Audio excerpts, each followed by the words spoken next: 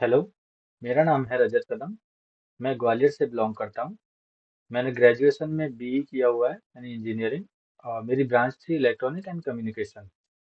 जब मैं third year और फोर्थ ईयर में था लगभग, तब मुझे समझ में आया कि सिविल्स क्या होता है, तो मेरा इंटरेस्ट तब जागा। तो मैंने सोचा फिर इसके बाद सिविल्स की तैयारी करूंगा।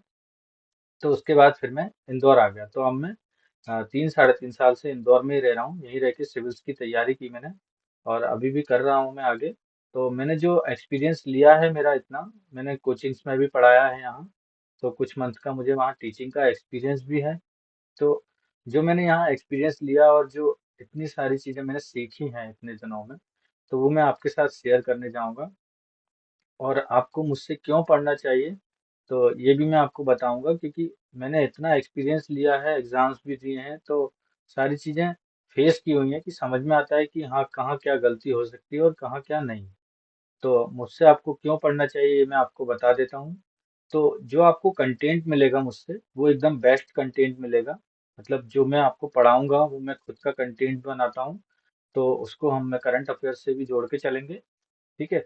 इसके बाद जो आपकी अंडरस्टैंडिंग बनेगी, यानी जो मेरा एक्सप्लेनेशन होगा वो बहुत इजी होगा, तो आपको समझ में भी अच्छे से आएगा, तो आपकी अंडरस्टैंडिंग काफी इजी होगी। ओके। और बाकी उसके बाद बेटर कोलेबरेशन तो आप देख ही सकते हो। तो जो सहयोग हमारा जो होगा, जो मुझसे होगा, मैं आपके लिए फुल सपोर्ट करूंगा। जो भी मेरा सहयोग दे पाऊंगा मैं, तो आपको पूरा सपोर्ट दूंगा। उसके बाद जब इफेक्टिव टीचिंग होगी, ये सारी चीजें होंगी, तो टीचिंग भी इफेक्टिव होगी। और हम इसमें नई नई चीजें करेंगे तो फिर टीचिंग इफेक्टिव होनी ही है।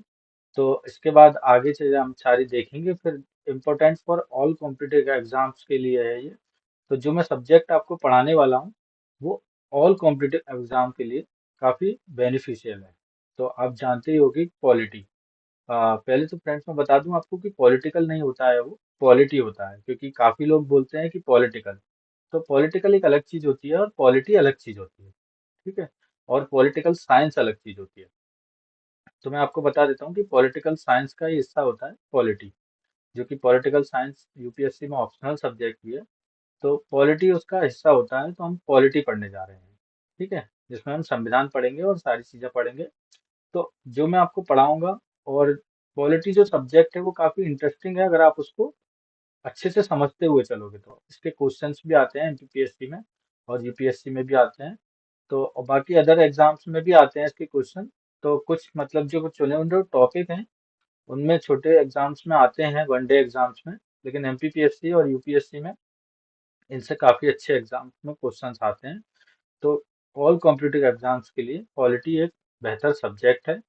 ओके। तो हम इसमें देखेंगे, तो क्या क्या देखेंगे हम, वो मैं सारी चीजें आपको बता देता हूँ कि हम 100 आवर्स की क्लास किस तरीके से लेंगे। तो मैंने इसको डिवाइड कर दिया है टाइम्स में।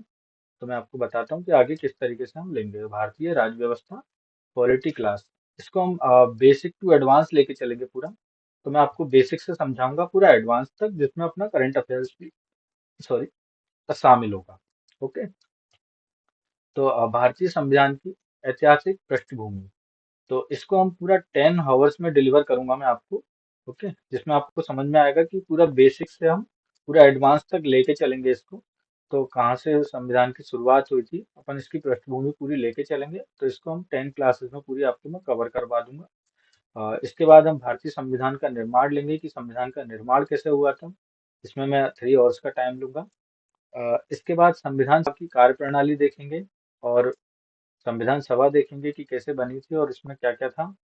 ओके। फिर संविधान सभा की प्रमुख विशेषताएं देखेंगे, जिसको हम 5 आवर्स में आपको मैं डिलीवर कर दूंगा, यानी 5 क्लासेस में हम इसको कंप्लीट कर लेंगे।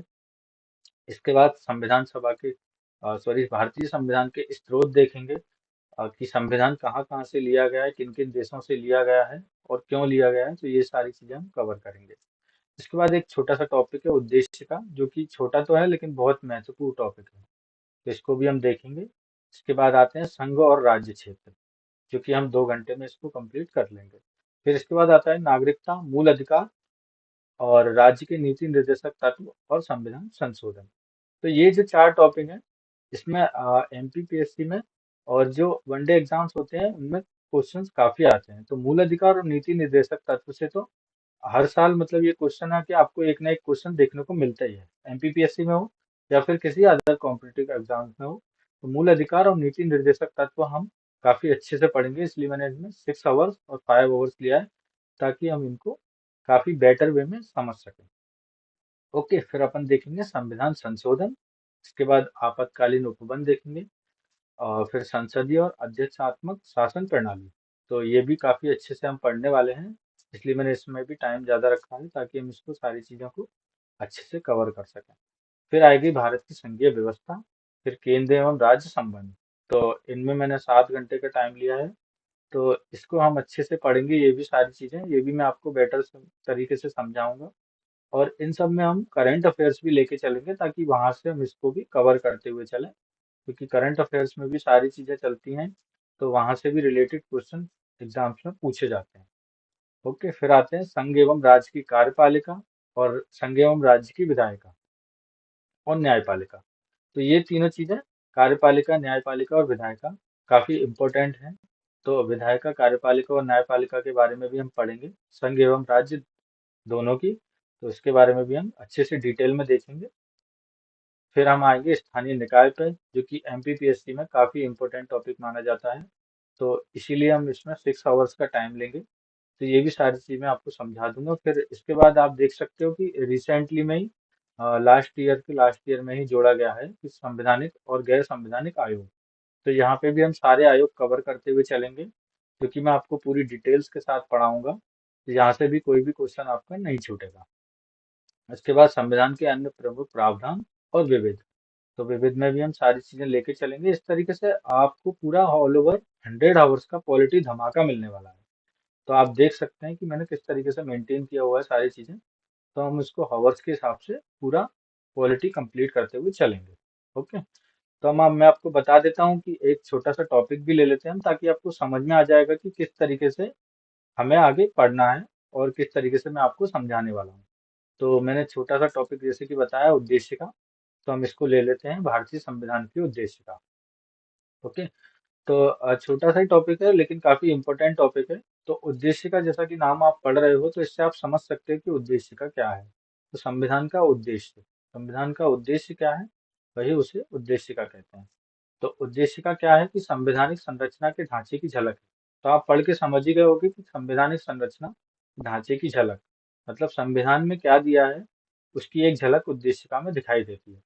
तो वही है कि संविधान का उद्देश्य क्या है, इसलिए इसको उद्देशिका बोलते हैं।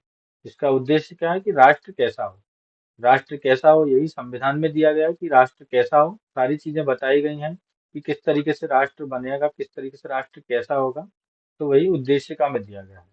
ओके, तो यही सारी चीजें हम देखते हुए चलते हैं। फिर इसके बाद हम उद्देशिका के बारे में और भी चीजें जान लेते हैं कि किस तरीके से इसमें पूरी डिटेल से। सर्वप्रथम जो था कि अमेरिका ने उद्देशिका को अपने संविधान में शामिल किया था। तो ये क्वेश्चन भी बनता है कि उद्देशिका का जो संविधान में सबसे पहले किस देश ने शामिल किया था, तो अमेरिका ने किया था। तो उद्देशिका को जो प्रस्ताव रखा गया था 13 दिसंबर 1946 को, भारत में संविधान सभा में जवाहरलाल नेहरू जी ने इसमें प्रस्ताव रखा था उद्देशिका का। ओके, तो जब भी प्रस्ताव रखा था, उसके बाद 12 जनवरी 1947 को संविधान सभा ने सबकी सहमति से, यानी सर्वसम्मति से, उद्देश्य का प्रस्ताव को स्वीकार कर लिया। ओके, तो जवाहरलाल नेहरू ने 1946 में रखा था। ये क्वेश्चन भी बनता है कि किसने संविधान सभा में उद्देश्य का प्रस्ताव रखा और कब रखा, तो यहाँ से भी क्वेश्चन आया। तो ये सारी चीजें हम देखेंगे आगे। मैं आपको बस ब्रीफली बता देता हूँ कि किस तरीके से हम आगे पढ़ने वाले हैं, क्योंकि आप कंटेंट देख सकते हो कि किस तरीके से वे ऑफ वे में बनाया गया है। ओके, तो ये क्वेश्चन भी आता है कि जब उद्देशिका को पेश किया गया था, तब उसमें बंधुत्व शब्द नहीं था। ओके, तो बाद में डॉक्टर भीमराव अंबेडकर के सुझाव पर इस शब्द को जोड़ा गया। तो ये क्वेश्चन भी बन जाता है, तो इसको भी अपन देखते हुए चलेंगे कि उसमें शुरू में बंधुत्व शब्द नहीं था जब जवाहरलाल नेहरू ने पेश किया था, लेकिन बाद में अंबेडकर जी के सुझाव से इसको जोड़ा गया। तो आगे देखते हैं हम। जैसे कि बाद में 42वें संविधान संशोधन के माध्यम से 1976 में सरदार स्वर्ण सिंह समिति की सिफारिश पर उद्देशिका में 3 शब्द और जोड़े गए थे, जो कि समाजवाद, पंथनिरपेक्ष और अखंडता थे। ओके, तो ये 3 शब्द भी जोड़े गए थे, इनको भी हम डिटेल में पढ़ेंगे कि समाजवाद, पंथनिरपेक्ष और अखंडता क्या होता है। ओके, तो यहाँ से क्वेश्चन बन जाता है कि ये किस संविधान संशोधन के द्वारा और कौन सी सन में या किस समिति के द्वारा जोड़े गए। तो ये भी क्वेश्चन बन जाता है गाइस। और उद्देश्य का संविधान का हिस्सा है, ये केशवानंद भारती केस में कहा गया था 1973 में। ओके, तो ये केशवानंद भारती केस क्या है, ये भी हम आगे सारी चीजें पढ़ेंगे इसमें। और सर्वोच्च न्यायालय ने मूल ढांचे को प्रभावित किए बिना उद्देशिका में संशोधन हो सकता है, ये भी कहा था। तो ये मूल ढांचा क्या होता है और सर्वोच्च न्यायालय ने ऐसा क्यों कहा, ये भी हम आगे देखेंगे।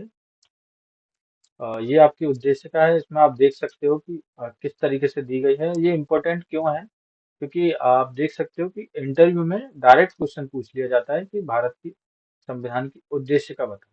तो पूरा एकदम एग्जैक्टली पूछ लेते हैं, तो इसको एक आप पढ़ भी लीजिएगा और अच्छे से याद भी कर लीजिएगा, क्योंकि एमपीपीएससी के इंटरव्यू में या यूपीएससी के इंटरव्यू में डायरेक्ट पूछ लिया जाता है कि उद्देशिका यानी प्रस्तावना बताओ। ओके, और यहाँ से काफी सारे क्वेश्चंस भी आ जाते हैं।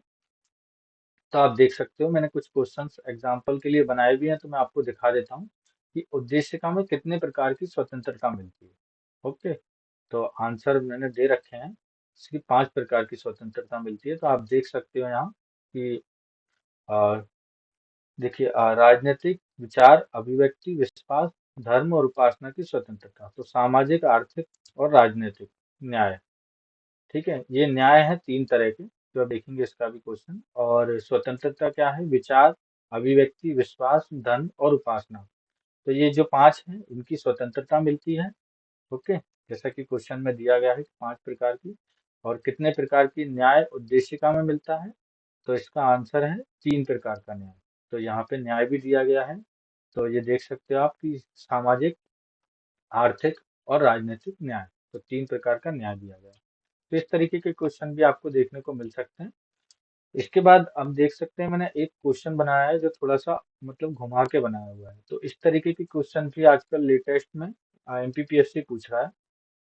तो आप देख सकते हो कि बस है उसी से ही, उस उद्देश्य का से ही। बस ये है कि उसके जो वर्ड हैं वो अगर आपको एग्जैक्टली याद है, तो आप इस क्वेश्चन को बड़ी इजी वे में कर सकते हो। जैसे कि हम भारत के लोग, समाजवाद, पंथनिरपेक्ष और न्याय। तो इसका आंसर ये है। बस मैंने इसको घुमा के लिख दिया है, जैसा कि आप यहाँ देख सकते हो कि हम भारत के लोग, समाजवाद, पंथनिरपेक्ष और न्याय। ठीक है, ये नीचे न्याय दिया हुआ था, ये रहा।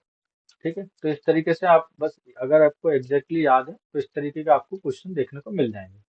तो देख सकते हो गाइस कि कंटेंट और सारी चीजें हम आपको किसने इजी वे में समझाऊंगा मैं आपको, और किस तरीके से मैंने आपको सारी चीजें देख रखी हैं। तो आगे मिलते हैं हम इसमें। बाकी आप इंटरेस्टेड हो तो आप देखिएगा, सारी चीजें आपको समझ में आएंगी काफी अच्छी। Okay, thank you so much.